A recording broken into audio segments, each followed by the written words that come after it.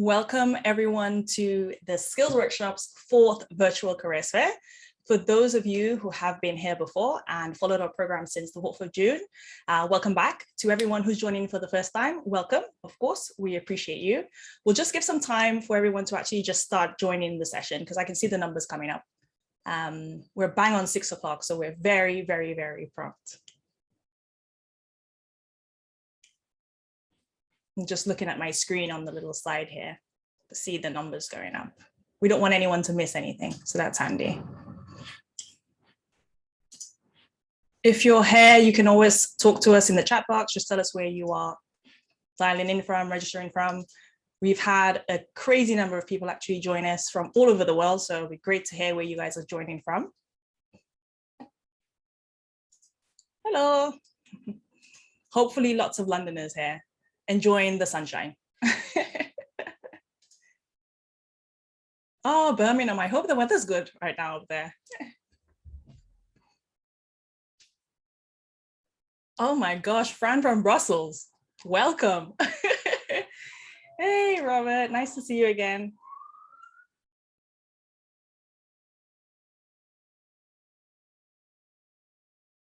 Warwick, fantastic. Just give, oh, Lee, oh my gosh, South Africa, there we go. This is what I'm saying, it's such an international crowd, it's crazy. Oh, Barbados, oh, my love. I'm Caribbean, so I'm here for it. I'm here for the sun and the beach and the sea. Okay, cool. Let us make a start really quickly. We're 1 minute past. Okay, so for those of you who don't know me, my name is Rachel Green and I am the founder of the Skills Workshop. And tonight I'll be hosting the session. So the Skills Workshop is a little, I've lost my words now. So alongside 60 different firms, so we created the Skills Workshop, which helps to give you the skills, the knowledge, and the insight you need to prepare for a career in asset management. All of our sessions are absolutely free, and we'll put the details in the chat box. Oh, hello, somebody from India. We'll put the details in the chat box right now so that you can register for the sessions. Great, thank you so much. So over the next 2 months, so over September and October, we will be featuring 41 different firms, one firm every single day, and each one will be telling you how they do, how they hire, what they do, the kind of skills that you need to stand out from the competition. It is a crazy, crazy competitive world out there, guys, so it's important to be prepared. So last week, we kicked off with one of the largest asset managers in the UK, and that was Legal & General. We also heard from investment consultant firm Hymans Robertson and development finance firm CDC, and they do a lot of work across Africa and Asia. But tonight we are featuring another hidden gem who are the absolute gatekeepers to the industry and to the money that the asset managers desperately want. And that firm tonight is LCP. So we've got Emma, Maddie, and Sham who will actually take us through the presentation today. But before we get into that, let's just ask the team to introduce themselves very quickly. And if I can maybe start with Emma, you can introduce yourself really briefly. Yeah, welcome everyone. Looking forward to getting to know you. My name's Emma Walken and I am the in-house graduate recruiter here at LCP. So I look after the grad programme and our summer internship programme. Maddie, do you want to go? Yeah. So hi everyone, I'm Maddie. I work as an associate consultant in the investment department in our London office. Cool, and Sham, really quickly. Yeah, I'm a senior investment consultant and I focus on sustainability issues. Cool. Okay, perfect. So now that we know who everyone is, let us just do a quick reminder. Just to remind you guys, it is a webinar. We won't be able to see your faces, unfortunately, but please use the Q&A function to ask us any questions. We'll try to get through as many questions as possible. This is your opportunity to just get the answers that you need to the questions that you so desperately want. Okay, so without further ado, as usual, please grab a pen and paper and let's get into tonight's workshop.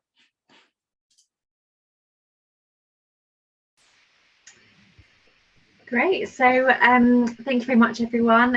What we'll do now for the next 25 minutes is go through our presentation, so just talking you through a little bit more about LCP and then Maddie's going to go into a bit more detail about her role, what she does and life as an analyst at LCP. So there's the images there just to say hello and so you can see our faces from the screen. So if we move on to the first slide. So who are we here at LCP? So we are an award-winning firm of financial, actuarial and business consultants. So we'll talk a little bit more about what that means as we go through. But we are sort of over 600 staff and over 100 partners. We're actually a bit closer to sort of more 700, 800 staff members now. So we are very much growing, and you know, a lot of that comes through from our graduate program and our summer internship program. So LCP is very much sort of expanding, which is really exciting. We have offices in our London and in London and Winchester. So both sort of very much in cities and offering sort of a good package for all our grads. So we work with a third of the FTSE 100 organisations, a number of multinational companies as well. So quite a broad reach that we've got. And sort of in terms of the more culture side and what we do, we have different sort of diversity networks and committees here at LCP. So we've got a women's network, LGBT+ network, wellbeing networks, and sort of different initiatives that we've got. So our recent one is the LCP Foundation that started in 2019 and is growing sort of ever stronger. So that's sort of where we can look at our fundraising, our charity options, and things like that. So again, a new thing that LCP's been up to. And just a round off a kind of sort of big sweeping introduction. On our sort of recent staff survey, we had 99% of employees who said that LCP was a good place to work. And this was sort of a really, really fantastic stat that we had from that recent survey, and just sort of showed, you know, a flavour of you know, what our staff say and the culture here at LCP. So that's the kind of whistle-stop tour initially.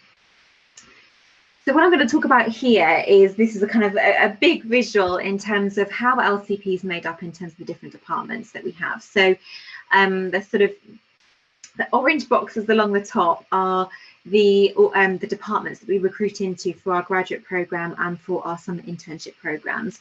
So you can see sort of across the board there those different departments, so pensions, actuarial, investment consulting, and those two are between our Winchester and London offices. DC and financial wellbeing, insurance, analytics, and pensions management consulting. So there's sort of opportunities across the real broad range there of the departments that we have, and sort of something for everyone in terms of you know, what we can offer. The firm is then sort of supported by the sort of pink and blue boxes underneath. So yeah, HR, IT, training development, pensions research, and things like that. I saw one quick comment, so I'll just say that DC is defined contribution. Maddie will talk a little bit about what those mean as we go through, but just to flag up there, that's what it means, defined contribution. So yeah, as you can see there, that's the kind of broad sweep of departments we recruit into, and we'll talk a little bit more about investment consulting in this workshop today as we go through. So here is a bit of an overview of our recruitment process. So I'll spend a little bit longer on this slide just to talk it through. So our process is fairly short and sweet. That's how we quite like it to be, and we think it makes for a more sort of straightforward you know, recruitment process for candidates as well. We have an online application form approach, so that's sort of the first step of your recruitment process with LCP. Our applications are live at the moment for our graduate roles, and they open on Monday for our summer internship vacancies as well. We have streamlined the application form for this year, so if you've ever applied in the past, it's a lot more straightforward and simple for this year, and hopefully quicker to complete as well, because I know we'll be doing a few around this time of year. So it has a sort of standard sections on there, so there are it's asking for your kind of academics, it's asking for employment and work experience that you might have done, and then there are some sort of more competency-based questions and questions for us to get to know you a little bit more as well, and who you are and your personality. So there's a sort of series of a few questions at the end of the form, just so that we can sort of, yeah, so get to know who you are. If you are applying for our analytics department, you will have a middling sort of assessment, which is a numerical test, just due to the nature of the work that they do in that department. But for people applying for all the other departments, If you're successful from the application form, you would move straight to assessment centre from there. We are hosting our assessment centres back in person now, which we're really excited about, so that we can give you the full experience. So we do a group exercise, we do partner interviews, so we have a more technical interview and then a soft skills interview, a chance to meet our current grads who are in that department that you've chosen. So you get to obviously understand more about their experience and how it works. And then you'll get a bit of an office tour as well, just to sort of see the environment that we work in, and just get more of a flavour for who we are and what we do. So there's this kind of, it's normally sort of a long morning with the assessment centre, and as I say, we're sort of bringing people back into the office for that. So sort of some stats on kind of who we're looking for. So we're recruiting about sort of 35 to 40 graduates in this next round, and as I said before, in our sort of between our London and Winchester offices, and sort of, you know, I guess the proposal that we sort of say, you know, for grads is that we really, you know, focus on our, you know, training, you know, the training that we provide to graduates, and, you know, how we look after you as you join us. So we've got an extensive training programme that we, you know, that we can sort of look after you once you start on that sort of journey with us. So this further slide here is giving you a bit of a, I guess, it's giving an overview of, you know, what we see as sort of successful attributes, but also I think it gives you a bit of a hint and a tip as to kind of what you can sort of expect to see question wise, and, you know, to be assessed on as you go through our recruitment process. So we did a bit of an exercise in this past year, actually, just to sort of really think about at LCP, you know, what makes a successful analyst, and as they, you know, what competencies do our people need to sort of move through their career here at LCP. And we came up with these sort of 5 key skills. So communication was one of them. So, you know, the way you communicate with your colleagues, with clients, how you can present yourself, present information, you know, in sort of clear ways and things like that. So communication was one of the real key aspects that we found. Being able to collaborate as well with others. So, you know, how you work in a team, that's what that group exercise is looking for, and just sort of how you sort of work together as a group to reach solutions. Numerical ability or sort of technical ability. So, you know, how you sort of have that, what sort of level you have there and how we can support you. Critical thinking as well was another one. So, you know, having a holistic approach to ideas, having that sort of logical way of approaching a task, and the sort of attention to detail as well. And then lastly, time management or sort of project management was another one that came up. You know, being organised, you know, showing that through sort of, you know, the questions and the sort of experiences you might have had, managing your time and your commitments and your sort of energies between different things that you've got going on. So you'll see this sort of as, you know, it's on our website. You'll see these sort of skills being tested from the application form right through to the assessment centre at the end. So, you know, if you see some of these, you know, names and words in the application form, and then you might think, oh, I haven't been tested on this yet, that's likely to come from the assessment centre. So this is sort of what we see, and it's sort of centred around what we call LCP Cares, which is clients always receive excellent service, so exceptional service. So that's kind of where we sort of see those skills building towards our sort of aim here at LCP. And as I said, we have that sort of strap line saying, you know, we believe our biggest strength is our people, and that really is sort of how we see it and what we will sort of want to build from our workforce. So that is sort of, you know, the real focus that we have for candidates as they come through our recruitment, and how we support you as well once you've joined us at LCP. So I've done a bit of a whistle-stop tour there in terms of how our recruitment looks like, you know, what it looks like, what we look for, and sort of, you know, how many we're looking for and where we've got opportunities in this current recruitment round. Of course, I'll be able to answer questions when we get to the Q&A at the end of the session. But for now, I'm going to pass over to Maddie, who's going to go into a bit more detail about her role, what she does, and what you can expect if you start with us as an analyst. Perfect. Thanks, Emma. I'll just skip onto my slides. So, hi everyone. I know I did a quick introduction at the beginning, but thanks for joining us today. I joined as a grad in the investment department at LCP 2 years ago, pretty much the day, which has gone incredibly quickly. So I thought I would be a good person today to talk about sort of what I've experienced in the last 2 years, how the application process was, and also what we do as a firm, what investment consulting is, as well. So first of all, cover what we do, and then I'll sort of move on to some examples of typical work that you'd likely be involved in as an analyst in your first couple of years here. So just to start, I thought it might be quite useful to show you a timeline of what I've been up to since joining LCP 2 years ago. And I think when I was making this timeline, sort of looking back, what really stood out to me was how much responsibility I was given so early on, across a range of different projects, which I've really, really enjoyed. So graduating, I studied economics at Bristol Uni, and I graduated in July 2018. And I think at that point, I knew I sort of wanted to do a career related to investment, but I wasn't exactly sure which role I wanted to do, because there are so many different types of firms and so many sort of roles in the industry. So I was decided on investment, but definitely not on the role itself.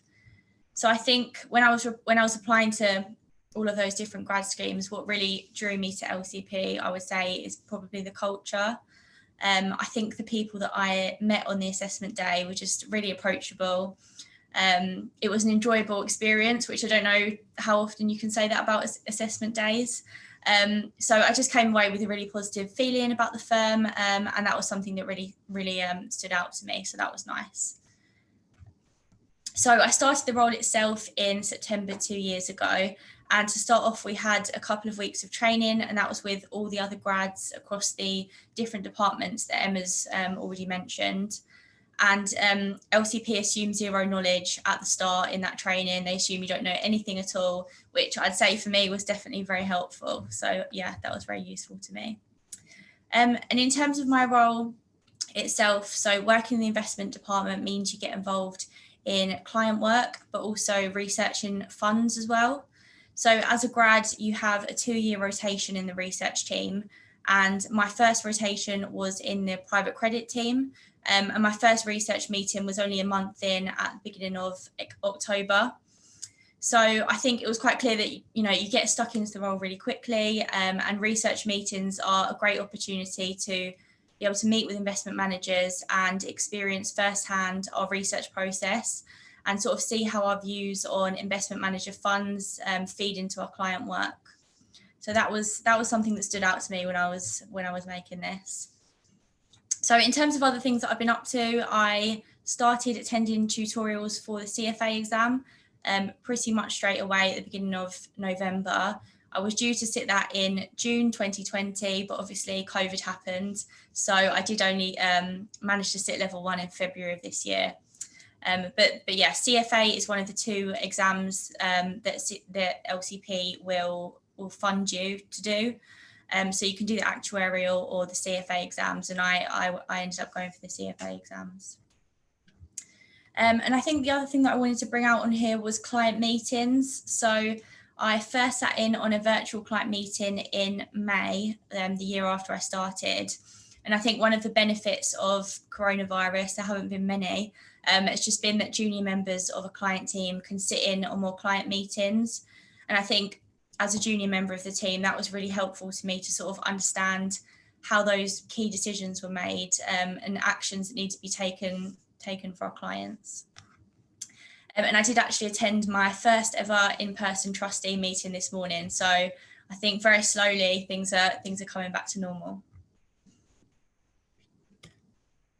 So just on the next slide, I had a quick overview of the investment department at LCP. So I know Emma's mentioned lots of different departments, but the investment department specifically, we have around 120 people. And this has been growing for quite a few years now. Typically we have 5 to 10 graduate hires, I think, in investment, but I know this year was 11. So it has been increasing as the department gets bigger. And Emma's already mentioned this, but we have 2 offices, one in London, which is great because it's right by the Selfridges on Oxford Street, a little bit dangerous. And then we also have one in Winchester as well. So I work in the London office. Sharm's in London office and Emma's in Winchester as well. But I just think, just to point out here, that we do share clients across both offices, and we do work really closely with each other, so it doesn't feel worlds apart, which is great. So I saw in the chat box that someone asked about DC schemes. So you have sort of preempted what I'm going to say here. So great question. So two different types of pension schemes we're going to cover very quickly. We've got a DB scheme, which is also known as a final salary scheme, and it's the one that your parents are probably most likely going to have, and it's the best one probably.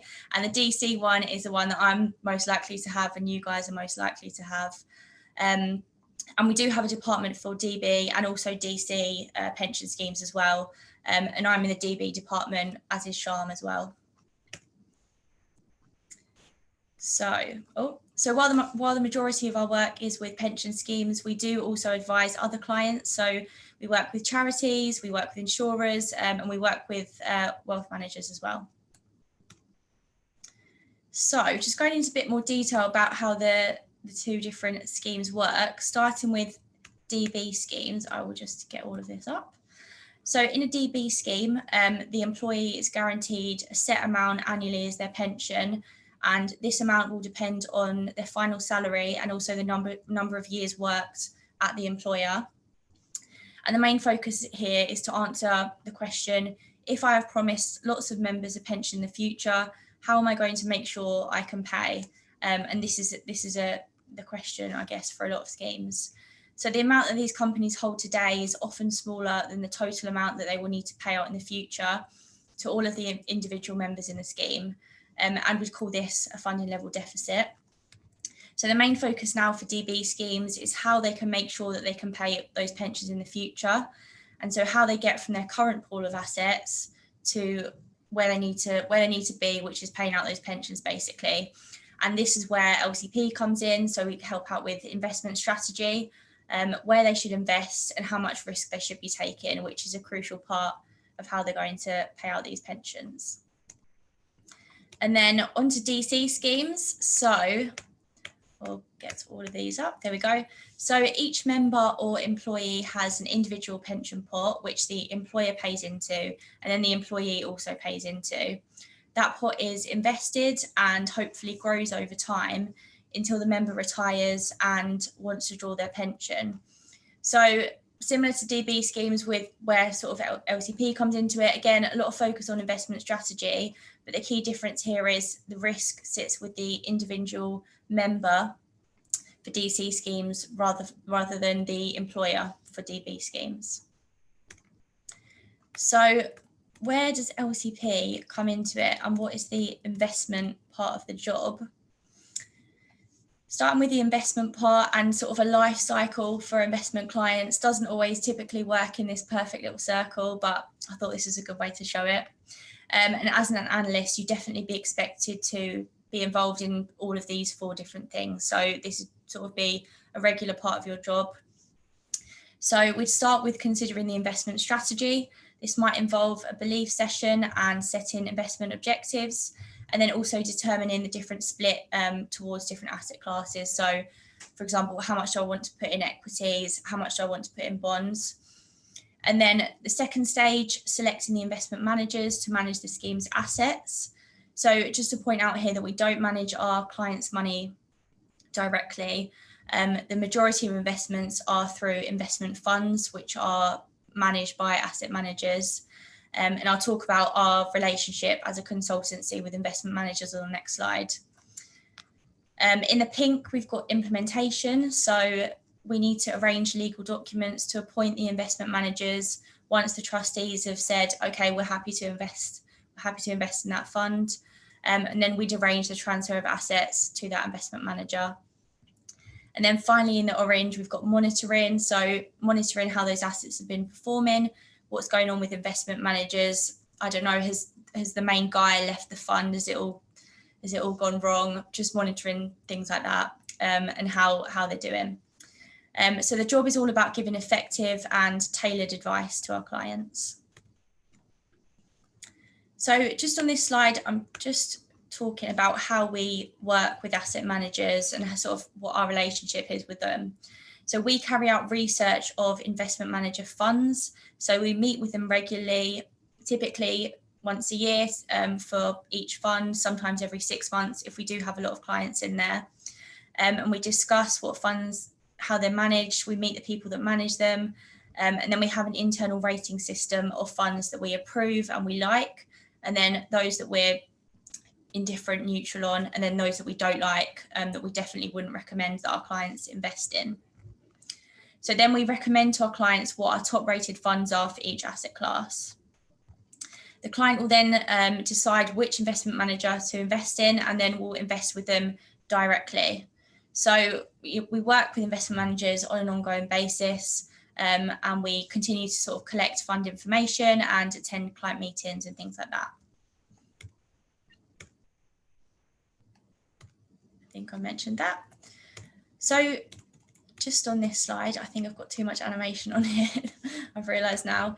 I know I've spoken to sort of uni level students before, and there can be some sort of mix up sometimes between investment consulting and management consulting, which is completely very easy to do. But I just sort of wanted to include this slide just to point out how different they are. So management consulting, you'd be providing advice on how to help different businesses improve their performance or working on one specific project or objective in their business. Whereas in investment consulting, if you take the example of pension schemes, which is what the majority of our clients are, we're providing advice on how the assets of that pension scheme should be invested. So I just thought I'd sort of bring out some differences here. So in investment consulting and definitely at LCP, we'd have a lot of different clients. So at the moment, I think I've got 8 clients. Some people have got a lot more than me. And we have long relationships with them. We see them really regularly. Whereas in management consulting, you typically be working on one client or one project for an extended period of time. And another thing I just wanted to point out as well is that we're based at our London and Winchester offices, whereas in management consulting, I think typically you'd be working at the client site for the project. So there, I think the main difference is there. So this is my final slide. I'm conscious that we've only got a couple of minutes. So I just thought I'd add some examples of investment consulting work. So I've already mentioned that the role involves both client and research work. And I think you can see here that that's true. So examples of client-facing work might be preparing an asset transfer. So if a client has decided to move from one investment fund to another, we'd sort out the formal advice and draft that for the client. And another example of client work on here would be producing the performance monitoring report, which is on the bottom right. So looking at how the assets have done over the quarter. Has it been a good quarter? Have they returned, I don't know, 15%, or has it not been such a good quarter? And if that's the case, why not? And then the other thing I just wanted to bring out in here was the investment training sessions on the top right. I can say that we do get a lot of very good training at LCP. I'd probably say I have a training session every couple of weeks or so, which is great. And it definitely sort of makes sure that we're up to date, I guess, with the markets and things going on in the investment world. So I think that takes us quite nicely to 6:30, and I think now we're going to move on to the Q&A section, I believe. And this is where I take over. Thank you, Maddie. You can stop sharing your screen and we will all come back, if that's all right. Thank you. This is live on Zoom, guys. So thank you so much. Just a few sort of comments and answers to questions. So you guys will all know the sessions are recorded. So you can find the recordings of the sessions on the Skills Workshop website. So they're all done in arrears. So you will find this week's sessions will be put on there next week. So you can get last week's sessions on there. So we've got details of the website and they should be in the chat box soon. So we've got Sham, who's also joined us, and he's joining us to discuss his personal journey. So as much as we've got loads and loads of questions, we've got about 12 questions, please keep them coming through. But Sham is going to spend 2 or 3 minutes talking about his personal journey and any tips and tricks that he's got for us. And then we'll do Q&A. Thanks, Rachel. Yeah, my particular journey, I suppose, into investment consultancy was a very windy one. And it started off going through university, going to do a master's in actuarial science, and then applying to be a pension scheme actuary. And I started doing pensions administration work and actuarial work at a company based in Wales. And then sort of took about 5 years before I moved over towards investment consultancy. And I've been working in investment consultancy for quite a while. So probably 8 years now, I guess. And I've been at LCP for 5 years.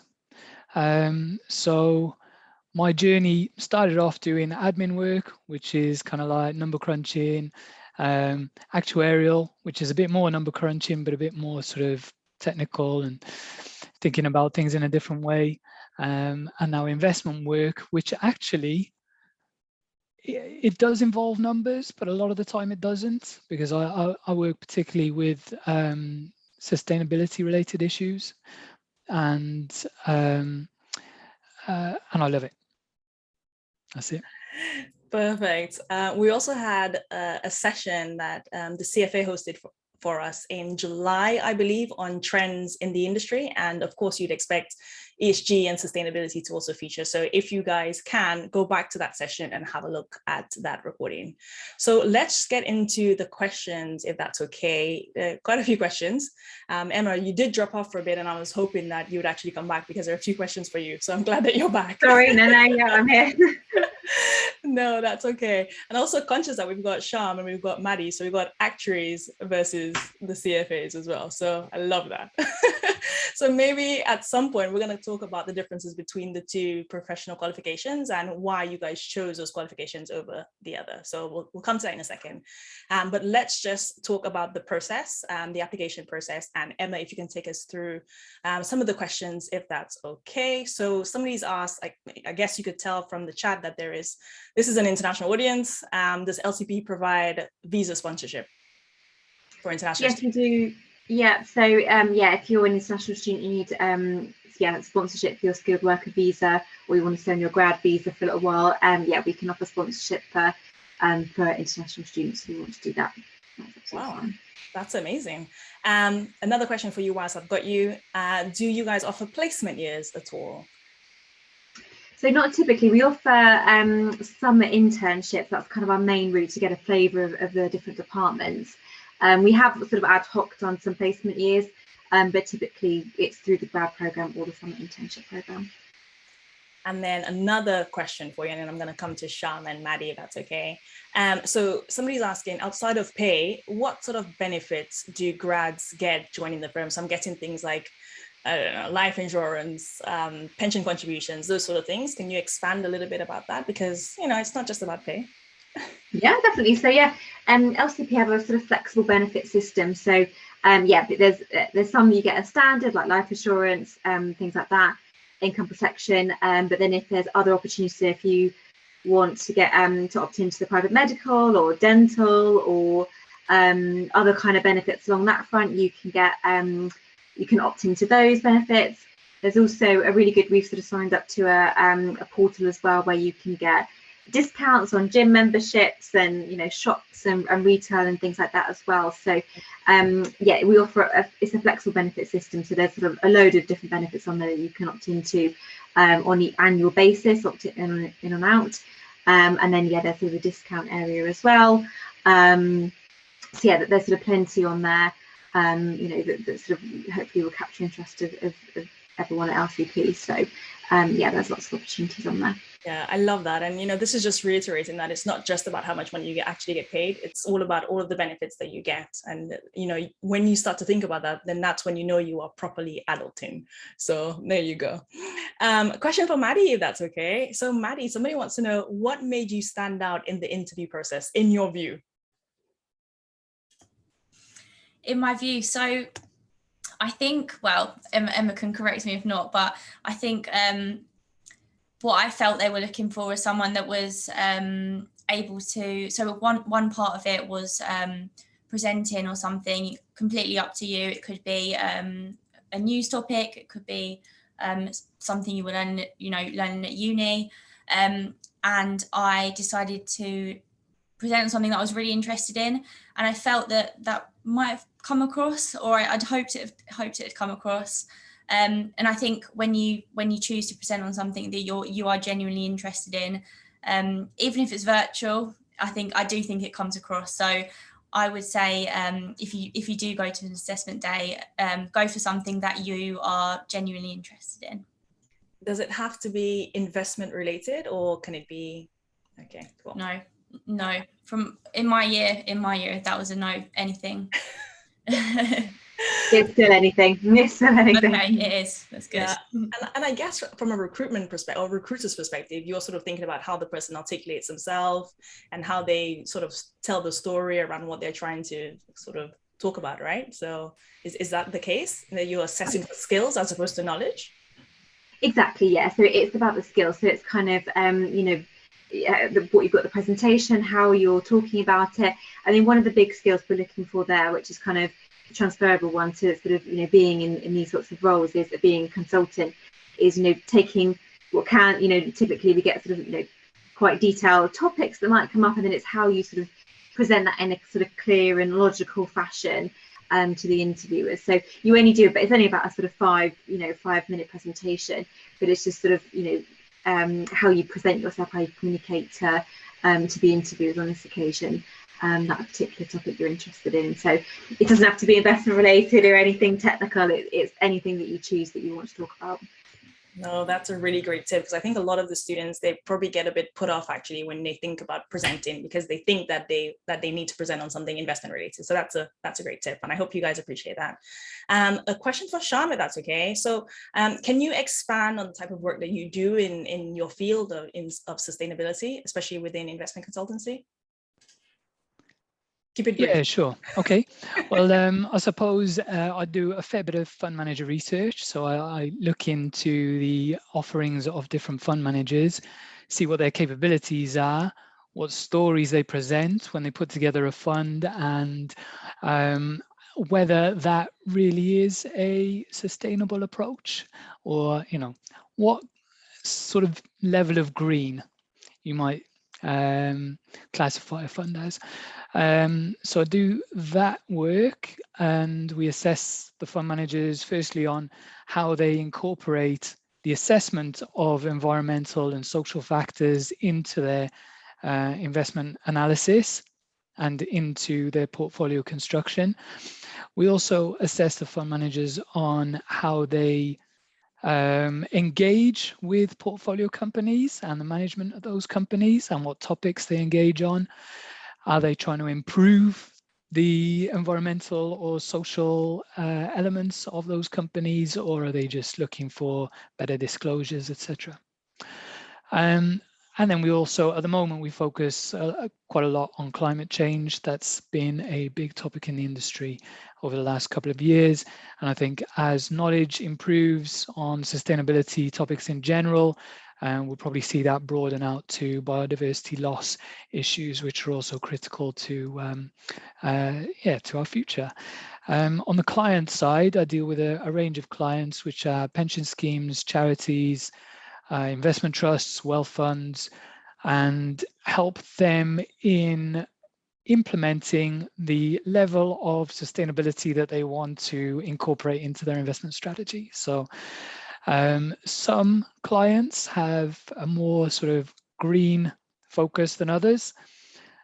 Obviously, those are the clients I love working with, and we can do a lot more with those clients. No, and that sort of is sort of the paperwork, but also changing their investments. When I talk about paperwork, I mean like setting up governance statements for how people are going to decide on what they're going to invest in, and then the actual investments would be making changes to their portfolio. Yeah, I think the kind of work that you do, Sham, is actually really interesting. And, as an industry, so I think a lot of people really forget that the money that we manage is on the behalf of the public. Basically, it's people like me and you, right, or parents or grandparents, and we do have a duty of care to actually continue to use that money in a responsible way, and use our investments in a way that we can maintain a future, essentially, and a planet for tomorrow. So this kind of work is really, really important. I'm going to play devil's advocate here, and I'm going to pit the actuaries against the investment teams. So somebody's asked, so Sham and Maddie. So Maddie, why did you choose your CFA exams over the actuarial exams? And Sham, I'm going to reverse the question to you, please, if you can take it. Maddie, do you want to go first? Yeah, happy to. So I hadn't actually heard of the CFA before, which is probably should have, but I hadn't before applying here.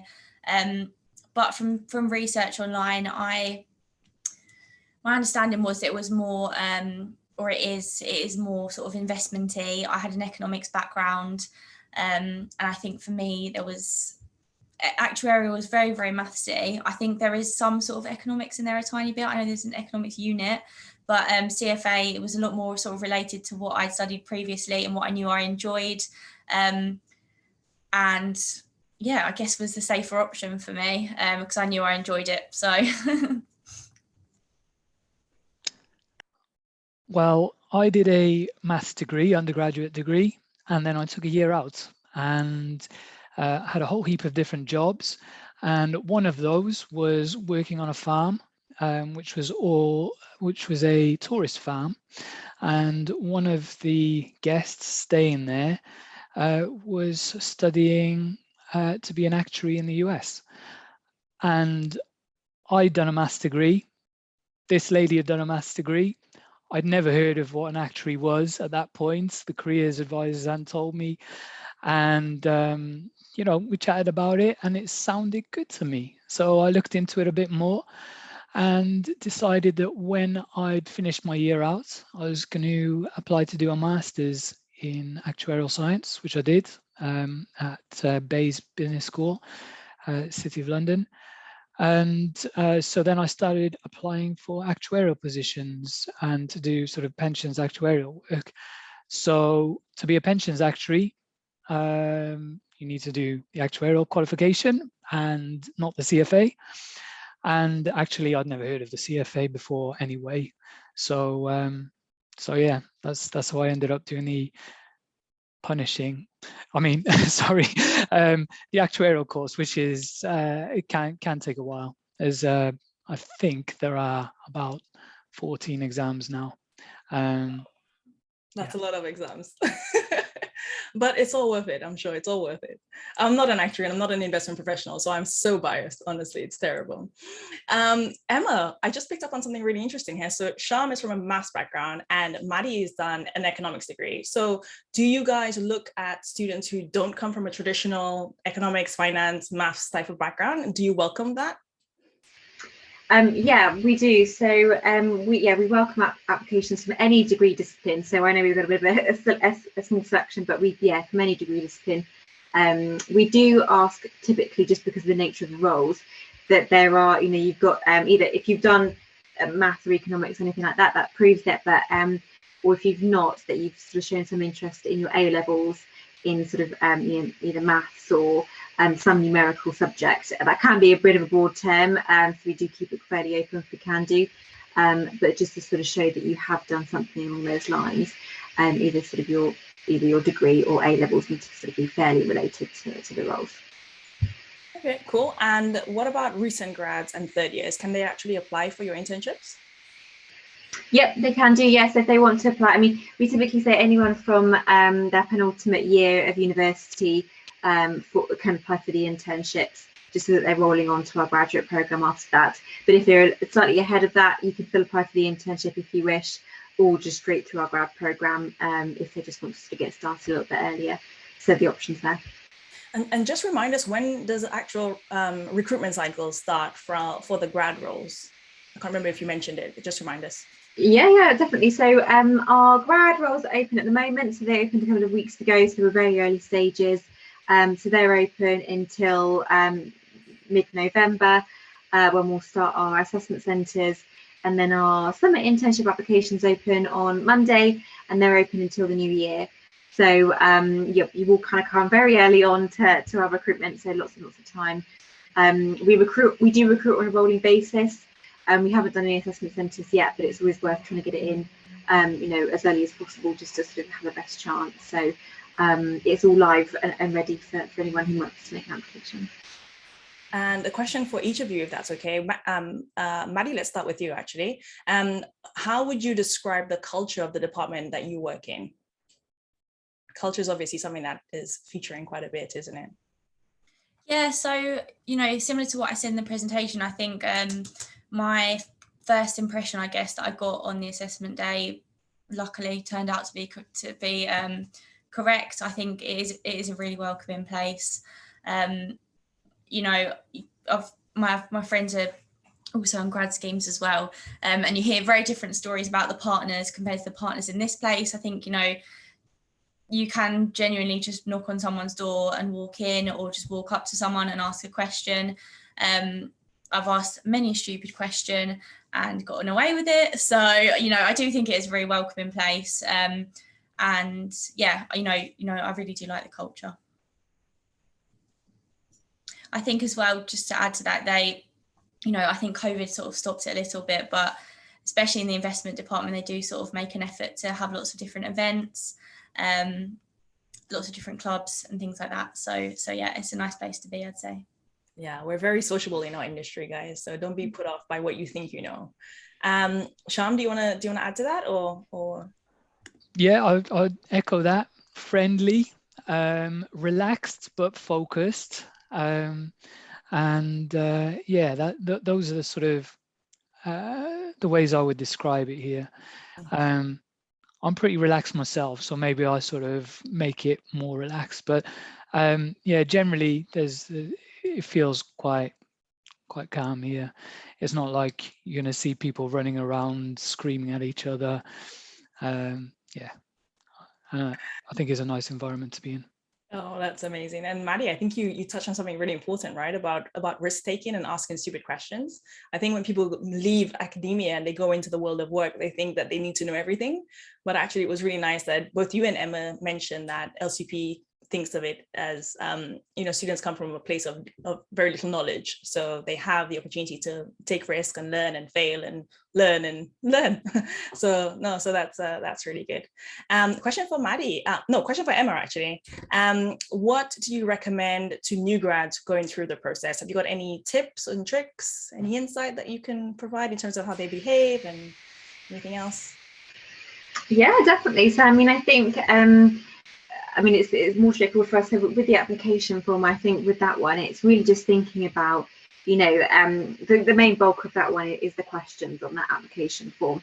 So I think what you want to be doing there is thinking about, what the question's asking you, and then sort of bringing in any experience or transferable skills that you've got into an example to answer those questions.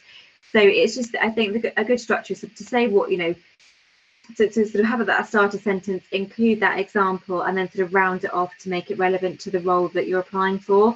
And you've got to do that in a bit of a word limit. That's more so the challenge sometimes with these application forms. But what I would say, with the applications, we're not looking, and the whole recruitment process really, we're not looking for the finished product. You don't need to have got all this reams of experience, and that's going to put you ahead of everybody else. It's great if you've got some flavour of the environment, of a business environment, or of the sector itself. But actually, if you've got, you've worked, for example, if you've worked at Tesco's for whilst you were doing your university degree, you can talk about how you did your time management of that, and how you spoke to clients, the customers there, and how you dealt with them. So it's just being a bit smart really, and thinking, okay, what have I done, and how am I going to relate that to what I'm going for, and taking those skills out of there. So you don't need to be afraid of things like that. Include it all in, and just sit down and have a think about how you're going to talk about those experiences.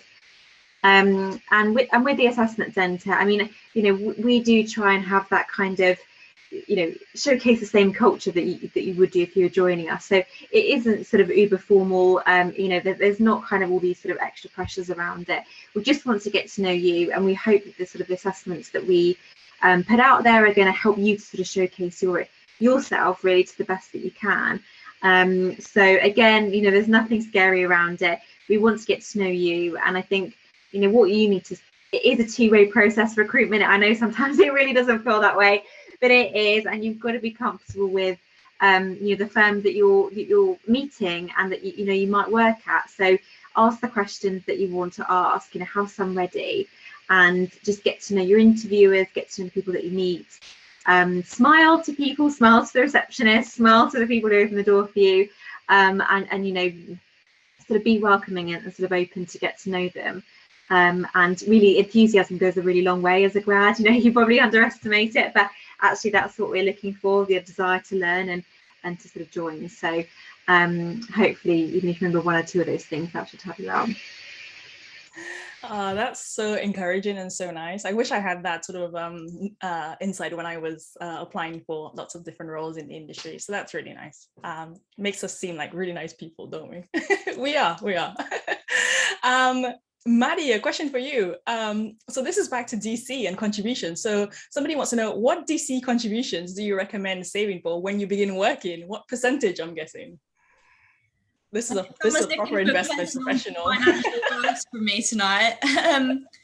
Yeah, not my area, not my department. I think I know there's rules out there. I've heard one before where you half your age, but can't be giving out financial advice tonight, unfortunately. So I don't know about that. It's after 5 p.m. Maddie is off. She's off on her shift, so that's fine. Maybe any of you guys, comment on how the office has adapted since COVID. Are there any allowances for flexible working? What is LCP's stance, on flexible working? Are you guys going back to the office full time? What's going on? Yeah, I can take it. So we have, we've all just sort of started coming back into the office from September, so we're all quite new to it as we come back in. We sort of had over the summer, you could sort of go into the office if you wanted to. There was sort of no rules around it. But from September, we've sort of said that we were trialing a sort of agile, more flexible working policy. So we're sort of saying everyone can come in a couple of days a week, more if they want to. So we sort of say two plus days in the office, and then the rest you can do at home. So that's across the board, so sort of anyone can do that, and we're sort of going to see how it pans out. But what we have done for the graduates that have just started us on Monday, they are doing a month face-to-face training. So they are going to be in full time just to sort of get themselves set up and to sort of socialise with the other grads that we've got.